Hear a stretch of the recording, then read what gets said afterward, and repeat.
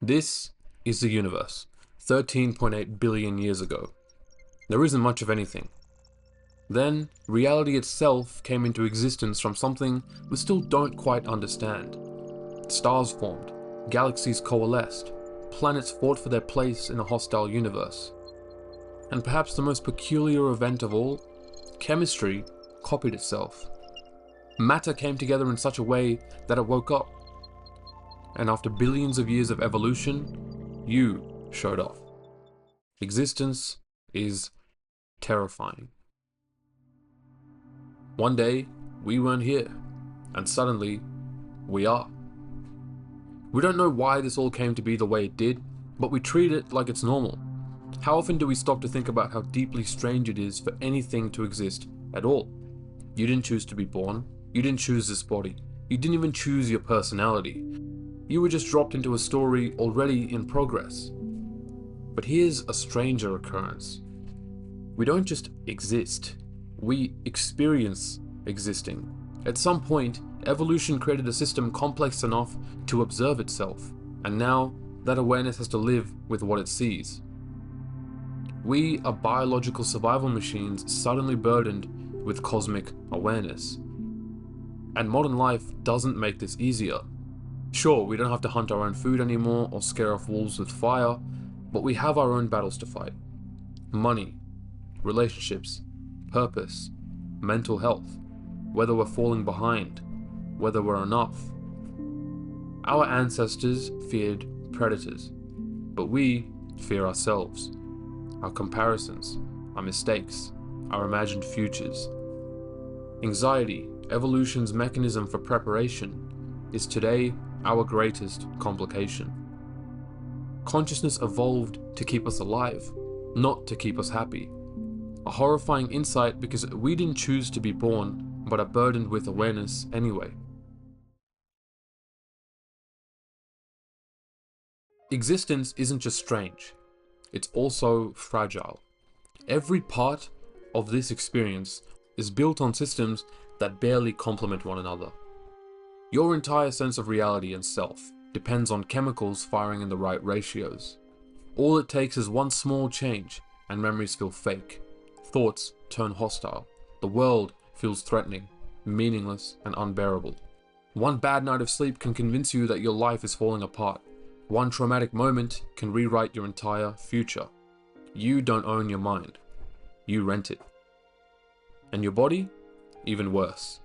The vessel you inhabit this world in feels like it's permanent and invincible, but it's one wrong step away from shutting everything off.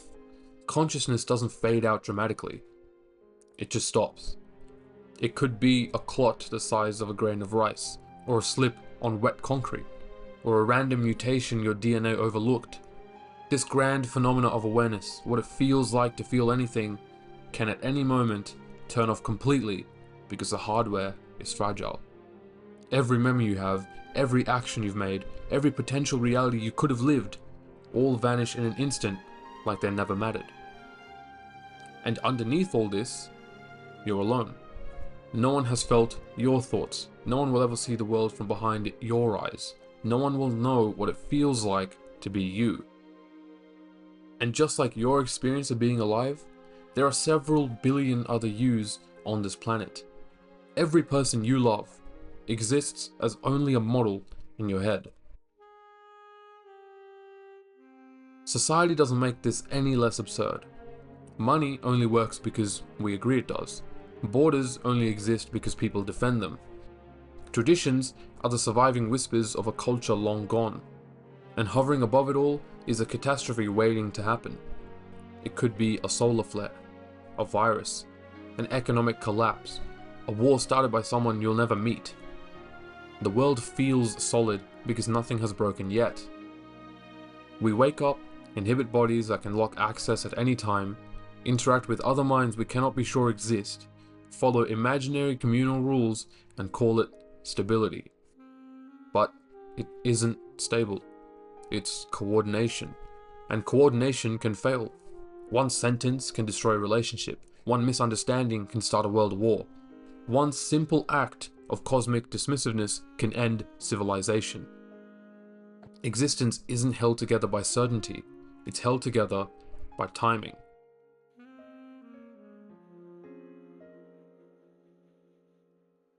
Socrates once said that the only thing I know is that I know nothing. The closer you inspect the world, the harder this becomes to ignore. Ask why enough times, and things start to fall apart. Why are you here? Because your parents met. Why did they meet? Because of circumstances they didn't choose. Why those circumstances? Because of history. Why that history? Eventually, the answers stop. Not because they're hidden, but because there are none.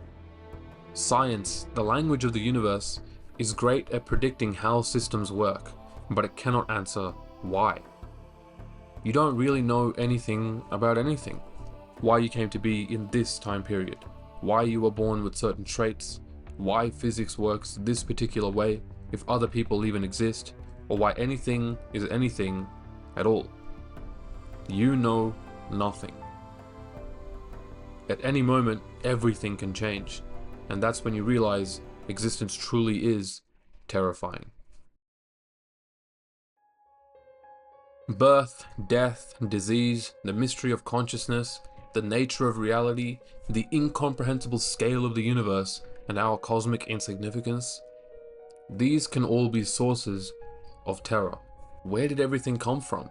What happens after everything ends? Does anyone know what it feels like to be me?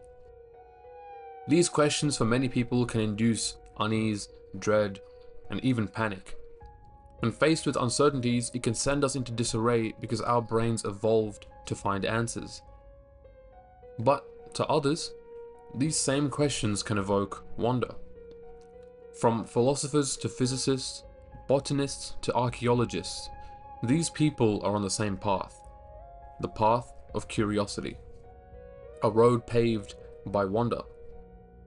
This perspective you occupy, this exact angle on existence, has never existed before and will never exist again. Remove it, and the universe loses a way of knowing itself. You might even call it the observer's cut. Nature works in contrast. To experience heat, you need to be familiar with the cold. To experience pleasure, you must know pain. To experience wonder, you need to be accustomed to terror. Wonder and terror are not opposites. They are two sides of the same coin. Wonder is what terror turns into when you stop running from it. The same depth used to feel how horrifying reality and uncertainty are, can be used to feel existential awe and curiosity. What a strange occurrence it is that you occupy this body in this time period with this personality in this life. What a captivating experience it all is. The highs and the lows, the tragedies and the victories, the beauty and the chaos. What a privilege it is to be able to smile at a beautiful sunset, to see birds fly in formation, to see a dog glee at the simple act of fetch, to experience success after repeated failure. Amidst the chaos of everything, what a gift it is to be able to be something at all. No, you didn't choose to be born.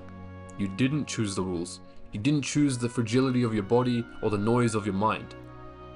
And yet, you're still here. Still noticing, still feeling, still asking. So maybe the goal was never to conquer existence. Maybe it was simply to witness it honestly, without demanding certainty, without punishing yourself for fear, without pretending that this isn't strange. The universe didn't ask you to justify your existence. It just handed you awareness and said, look. And for this brief moment in time, through your eyes, reality is happening. Yes, that is terrifying, but it's also kind of beautiful. And maybe that's enough. It's important to remember that the universe doesn't suddenly become less strange just because you accept it. Death doesn't disappear. Pain doesn't become pleasure. Nothing suddenly makes sense. But what changes is your relationship to it. Instead of asking, how do I make this stop? You start asking, what does it mean that this is happening at all? Amidst the terror, you can cultivate a pursuit of wonder. And that mindset can change everything.